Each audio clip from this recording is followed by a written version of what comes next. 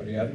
E passamos para o último painel, derivado um pouco deste. Estamos a falar desde o início de pessoas, e este último painel vai discutir um pouco a importância e a criticidade da formação e do treino na adaptação cultural e na forma como as pessoas podem prever ataques ou ameaças em qualquer uma das organizações. Eu chamo ao palco a moderadora Daniela Silva, o João Ribeiro, da PSP, por favor, José Menezes, da DSP e da MACO, e José Oliveira, eu penso que estava ligeiramente atrasado, não sei se já está na sala, se não, vai se juntar a nós assim que chegar. Obrigado.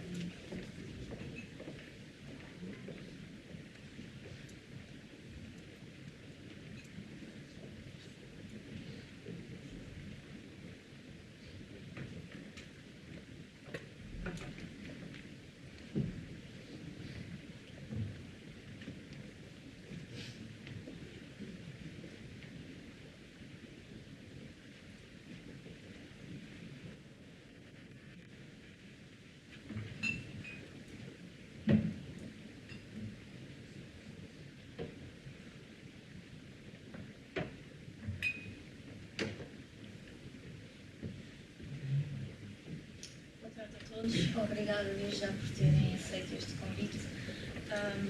Eu gostaria de começar, até porque estamos um bocadinho em cima da hora, rapidamente, para pegar aqui no tema que o painel anterior deixou no ar, tem a ver com a proteção de dados.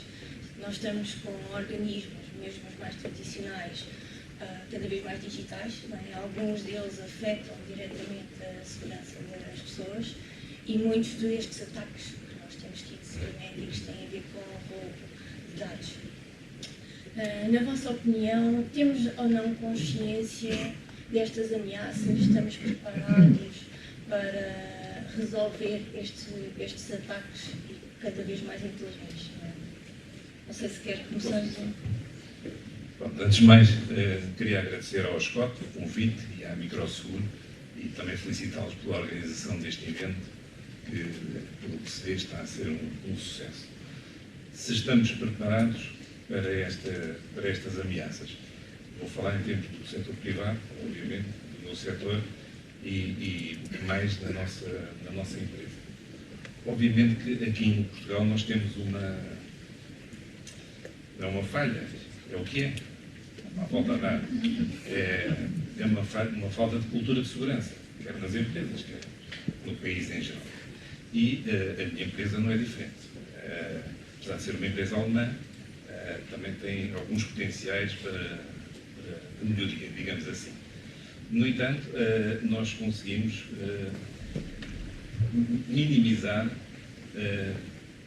prevemos, até porque nos últimos tempos fomos vítimas dos cyberataques, falando do tema que estava a ser discutido antes, fomos vítimas de uns cyberataques e temos apostado muito na formação, prevenção e informação em relação a esse tema. Não é novo, não são novas ameaças, agora é que as pessoas estão mais a discutir a cibersegurança. Até aqui via-se só a segurança da informação, como as firewalls, os antivírus e umas coisas assim. Hoje em dia as pessoas já discutem mais, já vão ao elo mais fraco da segurança da informação, que neste caso é o fator humano. E daí, como é o mais fraco na segurança da informação, este exemplo é o fator humano, a formação nas empresas e em todo lado, mas principalmente nas empresas, a formação constante é importantíssima. E nós apostamos muito nisso. Quer para o fenómeno também não é recente, que é o fenómeno da engenharia social, no fundo que se aproveita do fator humano, e nós como portugueses também gostamos muito de facilitar esse trabalho, somos muito crentes, somos muito dados, portanto facilmente conseguimos cair como se costuma dizer, no ponto do vigário.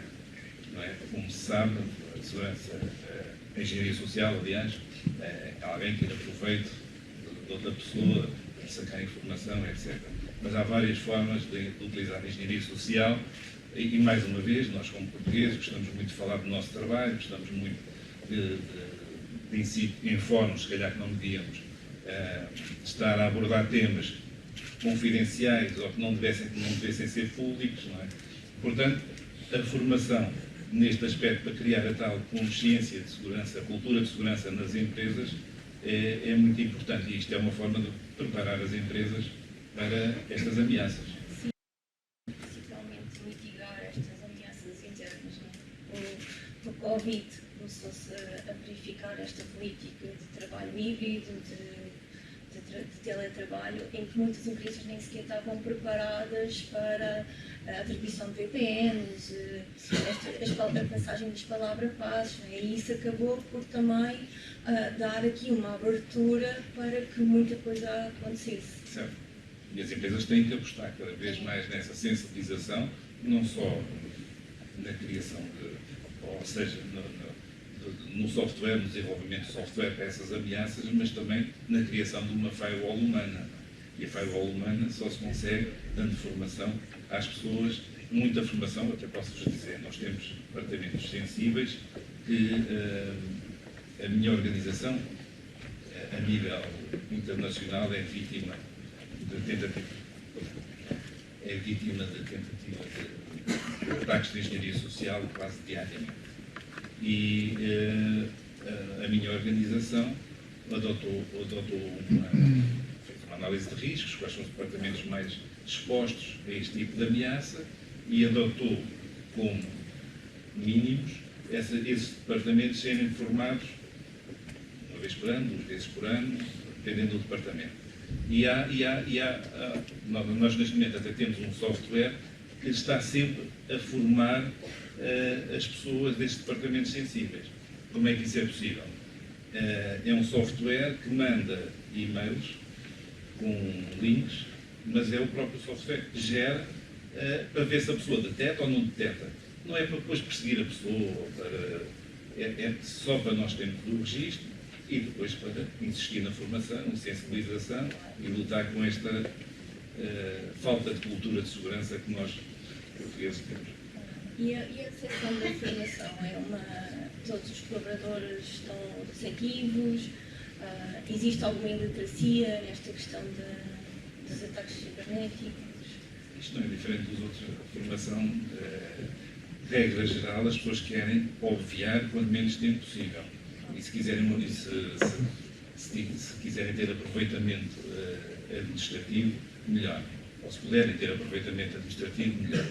Ou seja, vão lá, porque grande parte desta informação que eu estou a dizer é online, portanto, vão-se correndo os slides, fazem o teste, erram, voltam para trás, tentam outra vez, e em vez de ler os slides, ler os conteúdos.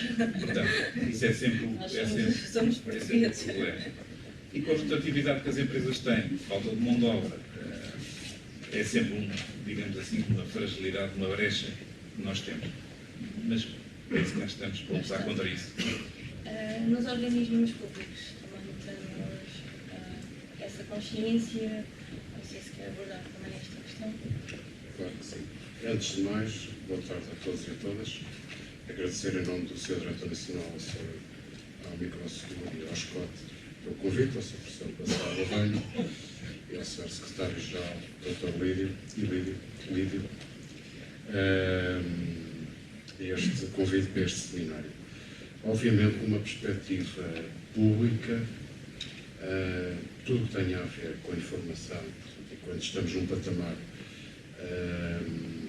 em que está em causa aquilo que somos, enquanto Estado, as informações acabam por ser estratégicas, portanto, acabam por ser de interesse para determinado tipo de atores, mais a mais, no atual contexto que temos, de vários conflitos em várias zonas do globo. E necessariamente, portanto, que o que são serviços públicos têm políticas de segurança que visa proteger ao máximo a informação, portanto, todos os seus ativos, seja informação, seja pessoas, seja infraestruturas. E necessariamente a aptidão para receber formação, treino nessas perspectivas, depende muito da forma como os conteúdos são apresentados. Portanto, quanto mais simples, melhor, para no sentido das pessoas poderem reter aquilo que são medidas básicas em termos de segurança, mas diria, portanto, que é uma realidade que existe, é um perigo que existe. Há, de facto, violações daquilo que é informação sensível, mas a aposta tem que ser sempre criar resiliência, e para isso existem políticas públicas nesse sentido, e claro está, apostar muito no fator humano. Sim, enquanto me preparava aqui para esta nossa conversa, resiliência era sempre a palavra que vinha de cima. Portanto, a capacidade de nos prepararmos, né, de voltarmos aqui ao normal. Muitas vezes o voltar ao normal já não é o normal que nós conhecemos, não é? Já é noutro patamar. E se tudo correr bem é num patamar de aprendizagem, não é? Portanto, já nos vai colocar ainda mais à frente. A minha questão aqui coloca-se existe efetivamente uma colaboração entre os centros público e privado para que se coordenem e consigam combatar este tipo de ameaças, portanto, no fundo, mais no sentido em que podem ameaçar a segurança das pessoas. Existe essa colaboração, ainda temos que caminhar nesse sentido. Muito bem. Vou responder a isso. Começava por partilhar aqui duas experiências pessoais. Há pouco tempo tive a oportunidade de estar a interagir com um sobrevivente do atentado de Toulouse, que já foi em 2012. Portanto, foi um ataque numa escola em que morreram um conjunto de pessoas. E aquilo que tive a interagir com essa pessoa, que é um sobrevivente, portanto, e estava a tentar, embora o tema fosse passado 11 anos, ainda fosse doloroso para ele, porque viu morrer alguns dos amigos junto dele. Mas o que ele dizia, portanto, o instinto de sobrevivência, portanto, e estamos a falar que o ataque a Toulouse é uma escola judaica, onde há uma cultura de segurança um pouco mais forte que aquela que estamos habituados. E é curioso que, passado este tempo todo, o que ele estava a partilhar comigo era o que me manteve vivo, foi lembrar-me das ideias muito simples para sobreviver, portanto, esconder e fugir. Mas o segundo aspecto também é que, quando lidamos com este tipo de experiências, portanto, que são mais traumáticas, de alta intensidade, não há formação nenhuma que nos prepare para isso. E eu via, portanto, ele próprio partilhou, que embora, portanto, tenha recuperado do choque, nunca mais foi a mesma pessoa. Outra questão, há coisa de uma semana, tive a oportunidade de estar num contexto de estar a interagir com polícias, portanto, que foram first responders no dia 7 de outubro, polícias, médicos, paramédicos, responsáveis de segurança, bombeiros, portanto, toda essa perspectiva. É evidente, portanto, independentemente daquilo que nós possamos pensar sobre o contexto que está ali, o conflito entre Israel e o Hamas, a questão é que aquilo que foi partilhado, em termos de lições aprendidas, portanto, e é aquilo o mais importante que devemos reter desses aspectos, é que nunca há treino e formação que nos possa preparar para todas as situações, especialmente quando estamos perante situações de grande intensidade.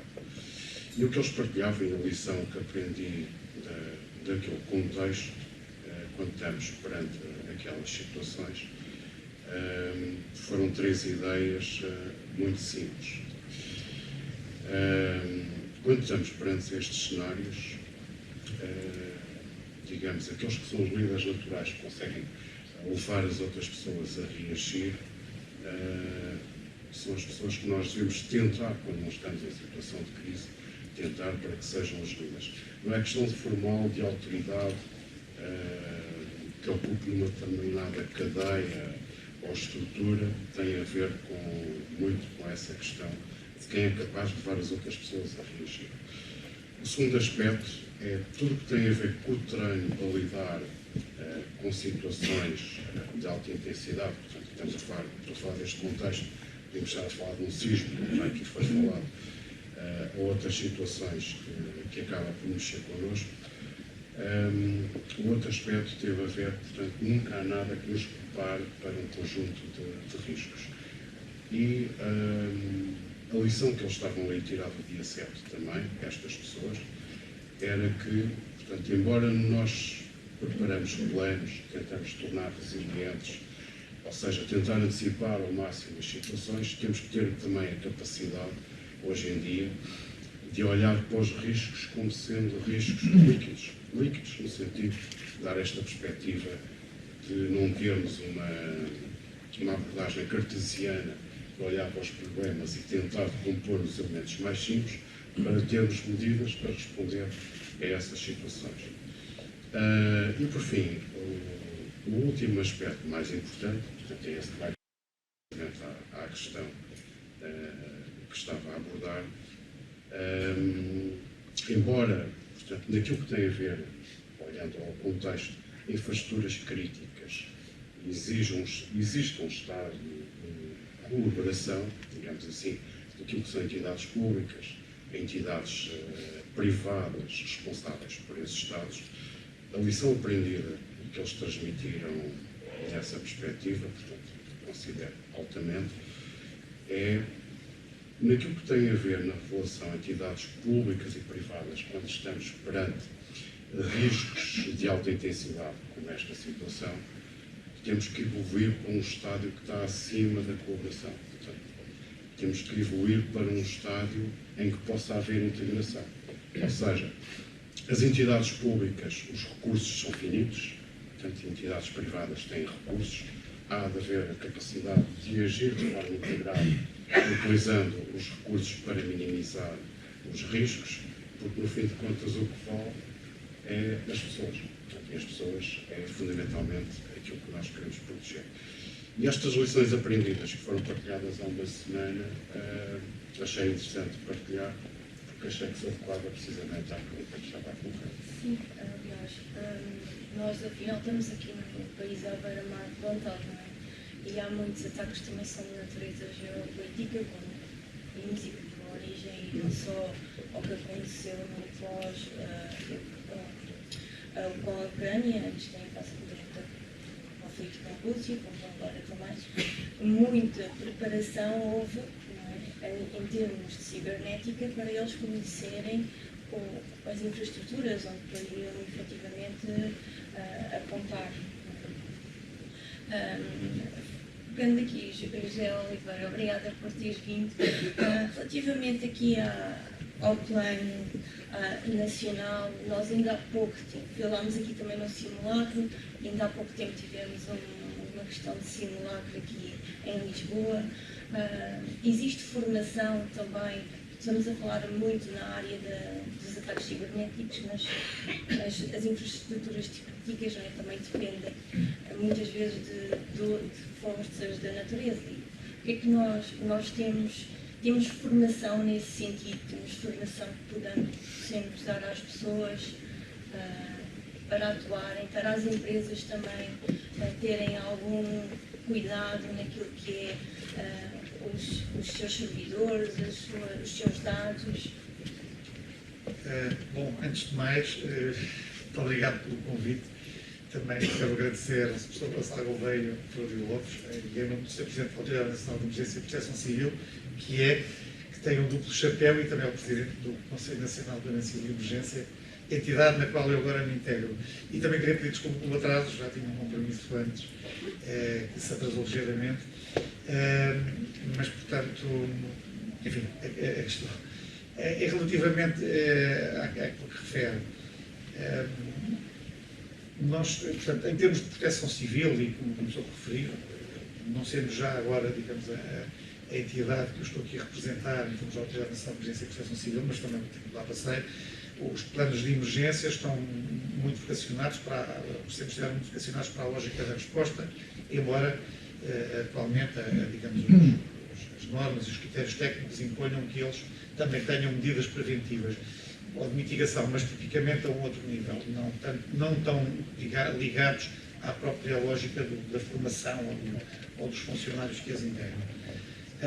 Relativamente às infraestruturas críticas, enfim, o que havia até agora já era obviamente algo que passa pela elaboração de planos de segurança centrados nas infraestruturas, portanto era baseado na diretiva anterior e na legislação que atualmente ainda vigora, e nesse sentido havia uma preocupação muito na perspectiva, digamos, de física, da segurança física das instalações. Como já foi dito aqui também, portanto, algo que depois teria que estar articulado os próprios planos de segurança que as forças de segurança fariam ou farão, e que a Proteção Civil, nomeadamente os Serviços Municipais de Proteção Civil, também fazem, ou pelo menos adequam em função da existência dessas infraestruturas. Nesse sentido, a questão, essas ameaças, portanto, a lógica era mais essa lógica de preocupação com a segurança. Eu penso que o paradigma agora muda com a entrada em vigor da nova diretiva, cuja transposição está a ser tratada, desde logo porque, por um lado, deixa de se falar em proteção e segurança, passa-se a falar em resiliência, mais uma vez. Por outro lado, o foco deixa de estar na infraestrutura e passa a estar na entidade. E depois há uma série de outras questões que se colocam e que, por exemplo, a entidade passa a ter que fazer uma avaliação de risco. Não estava previsto antes. Essa avaliação de risco, como se costuma dizer muito, utilizar o termo hoje, é holístico, ou seja, riscos naturais, tecnológicos, riscos ciber, riscos, ameaças antagónicas. Portanto, há uma avaliação nacional feita pelo Estado, pelas entidades públicas, mas também há uma avaliação de risco feita pelas entidades, ou haverá. E essa avaliação de risco precede a própria elaboração do plano de resiliência. E também há referências claras na própria diretiva à formação, à verificação de antecedentes do pessoal, que obviamente é uma matéria mais sensível, tem outras implicações, a nível de acesso, etc. Mas há um foco muito grande exatamente no artigo 13º, que eu até tinha acordado, da diretiva, portanto ainda não sabemos em que artigos vai ficar na legislação atual, mas que refere precisamente assegurar uma gestão adequada das questões de segurança relacionadas com o pessoal, etc., direitos de acesso a instalações, etc., estabelecimento de procedimentos para a realização de verificações de antecedentes, e depois, numa linha seguinte, sensibilizar o pessoal competente para as medidas referidas anteriormente, tendo devidamente em conta a formação, documentação formativa e exercícios. Portanto, a questão dos riscos, digamos, e no que toca às infraestruturas críticas, estará objetivamente considerada na futura legislação nacional, fruto da transposição da diretiva.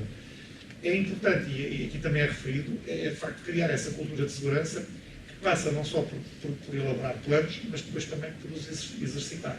Há aqui algum déficit em Portugal, no geral, na realização de exercícios, ou porque há falta de pessoas, ou porque também tem custos, e isso, enfim, são sempre constrangimentos que nomeadamente ao nível dos serviços públicos.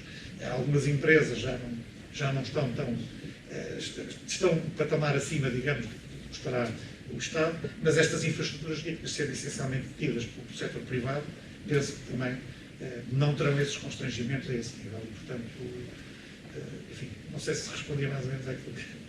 Falando aqui na questão dos riscos, nós temos sempre que olhar para o futuro. A formação, né, que é o tema focal aqui do nosso painel. Como é que nós conseguimos efetivamente dar a volta à questão, minimizar os riscos, preparar-nos para o futuro e ao mesmo tempo conseguirmos formar as pessoas e dar-lhes consciência para que isso ocorra?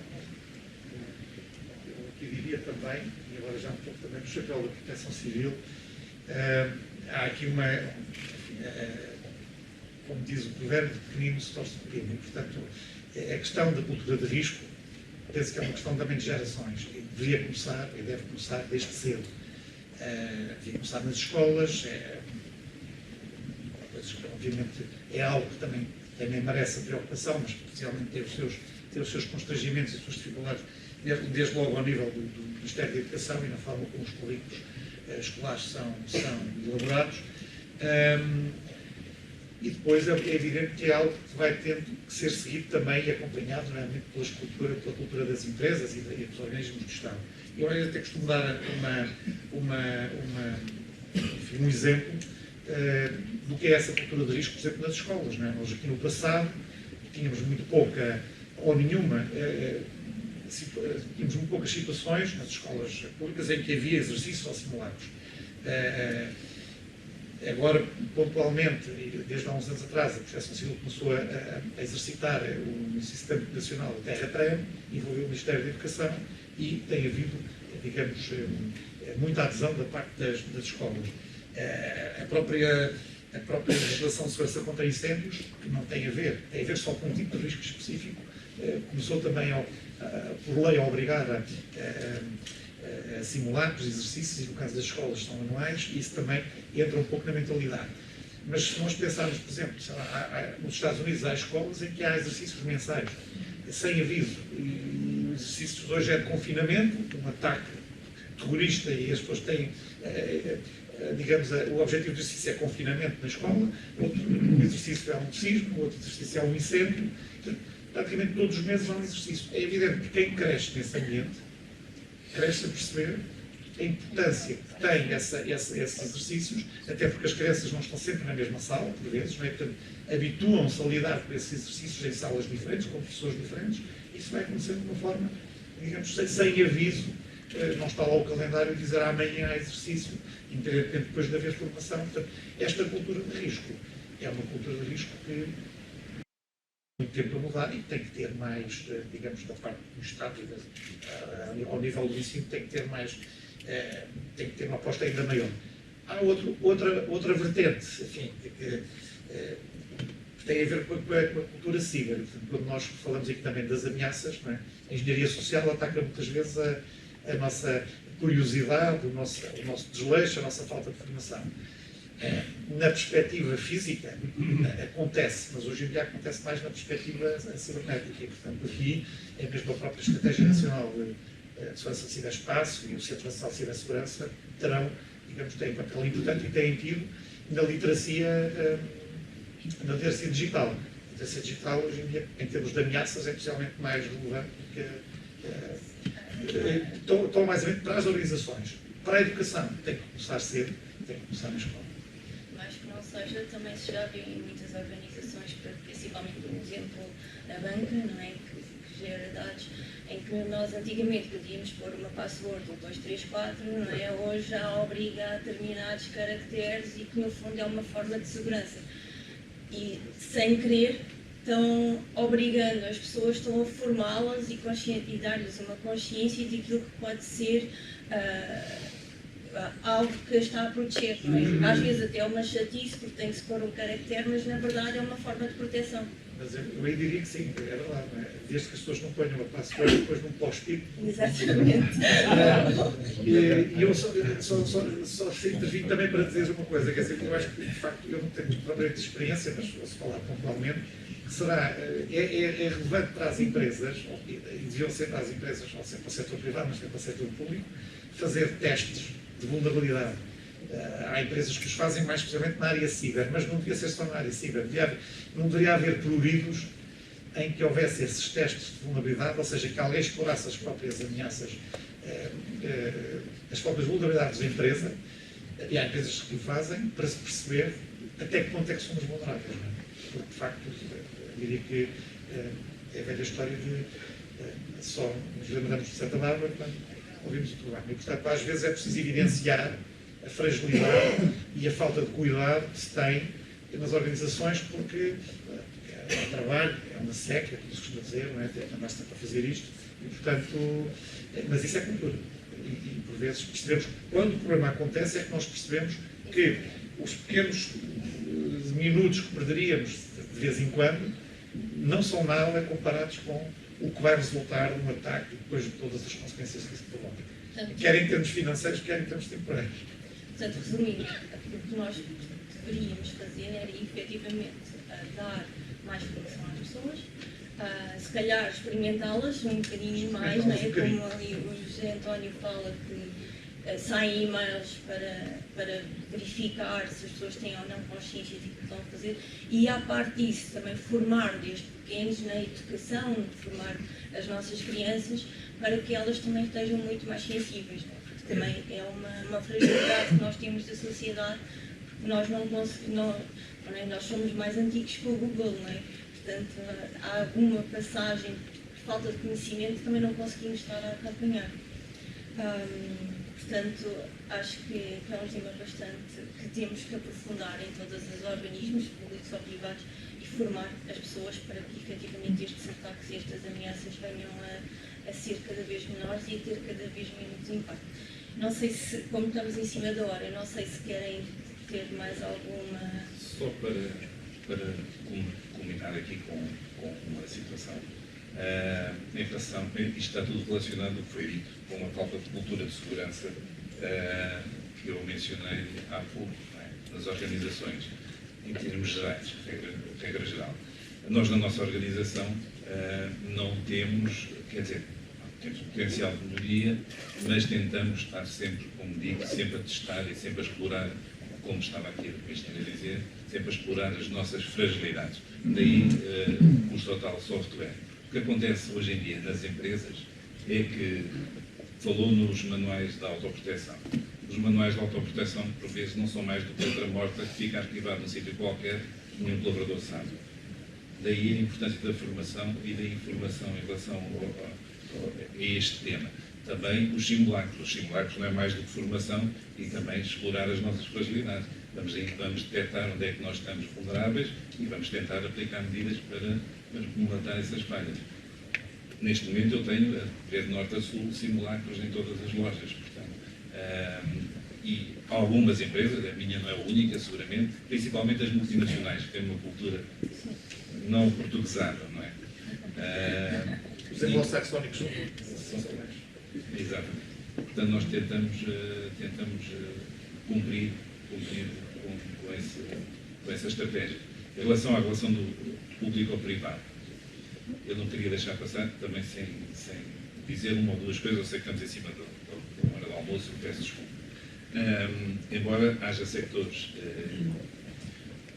até tem programas implementados onde isso se evidencia, eu diria, até por experiência própria, que ainda há um potencial de melhoria nesta área.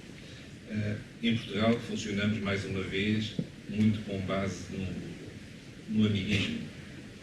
Não é que eu não gosto de ter amigos, eu gosto de ter amigos e, como estou nisto há 20 e tal anos, tenho muitos amigos no setor. Mas isto não devia ser com base no amiguismo, devia ser com base numa cooperação estratégica para todos, porque todos beneficiamos. O público, o privado, o cidadão, acaba por beneficiar dessa colaboração. Houve há pouco tempo um simulacro de tsunamis, creio eu. Tsunamis.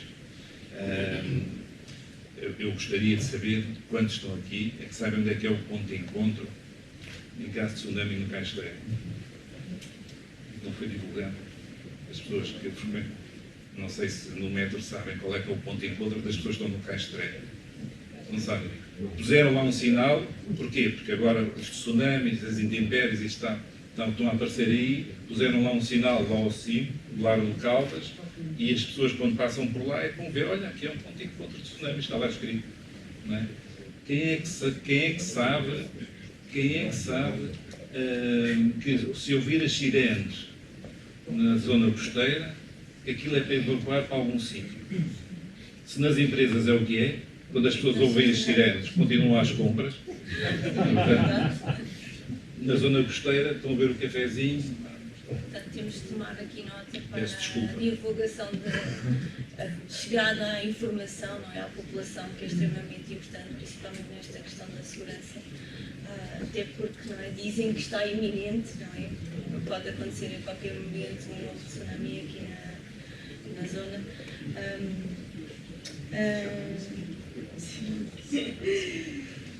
Diga, quer... Sim, também a perspectiva que eu tenho, portanto, seja setor privado, seja setor público, que hoje em dia nós lidamos com tanta informação, as nossas vidas são tão complexas, no que se trata de desenvolver alguma cultura de segurança, as coisas têm que ser muito simples. Eu lembro há muitos anos atrás, o alferes instrutor que eu tive dizia: a queda na máscara, para ser bem executada, tem que ser executado 872 vezes. Portanto, isto no sentido que, se queremos comportamentos defensivos, supostamente temos que os automatizar. Mas isso é impossível, hoje em dia. Portanto, a abordagem que acho que deve ser feita, por exemplo, olhando para a Estratégia Nacional contra o Terrorismo, que exige o comprometimento e compromisso, quer de entidades públicas, quer de entidades privadas, o que aposta, portanto, é que o envolvimento dos cidadãos, portanto, aquilo que seja a preparação, a formação, seja de acordo com critérios muito simples. Portanto, se eu tiver perante um determinado fenómeno, tiver 2 ou 3 palavras-chave que definem aquilo que eu devo fazer, eu consigo, se calhar, recordar isso ao longo da minha vida, do que estar a olhar para um manual com 19 páginas, 20 páginas, portanto, em que define passo a passo aquilo que é preciso. E por isso a perspectiva deve ser sempre sensibilizar e comprometer. Portanto, compromisso no sentido das pessoas estarem envolvidas, portanto, não é apenas contribuírem para esse efeito. Se eu quiser fazer ovos mexidos com bacon, o que eu tenho em galinha contribui para esse efeito, mas o porco está comprometido com esse fim. Portanto, era esta a mensagem que eu deixava.